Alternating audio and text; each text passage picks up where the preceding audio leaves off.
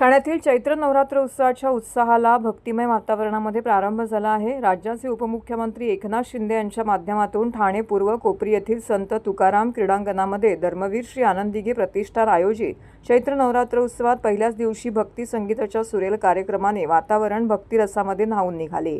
यावेळी उपस्थित भाविक रसिक महिलांनी तर मंडपातच फेर धरून मातृशक्तीच्या सुरेल सादरीकरणाला दाद दिली। चैत्र शुद्ध प्रतिपदा अर्थातच गुढीपाडव्याच्या शुभ मुहूर्तावरती उपमुख्यमंत्री एकनाथ शिंदे यांनी चैत्र नवरात्र उत्सवात देवीची प्राणप्रतिष्ठापना करून सहकुटुंब विधिवत पूजन केले। ठाण्याच्या महापौर शर्मिला पिंपोळकर यांच्या हस्ते देवी मातेची विधिवत आरतीही करण्यात आली। यावेळी शिवसेना कल्याण जिल्हाप्रमुख गोपाळ लांडगे, ठाणे महानगरपालिकेचे अतिरिक्त आयुक्त संदीप माळवी, प्रकाश कोटवानी, राहुल लोंढे यांच्यासह अनेक शिवसेना पदाधिकारी, कार्यकर्ते, भाविक मोठ्या संख्येने उपस्थित होती। या नवरात्री सोहळ्याच्या पहिल्याच दिवशी मातृशक्तीच्या कलेचा आविष्कार पाहावयास मिळाला। प्रसिद्ध गायिका धनश्री देशपांडे, केतकी भावी जोशी आणि केतकी चैतन्य यांच्यासह संपूर्ण महिला वाद्यवृंदांचा सहभाग असलेला उदग अंबे उदे हा देवी मातेचा जागर कार्यक्रम पार पडला।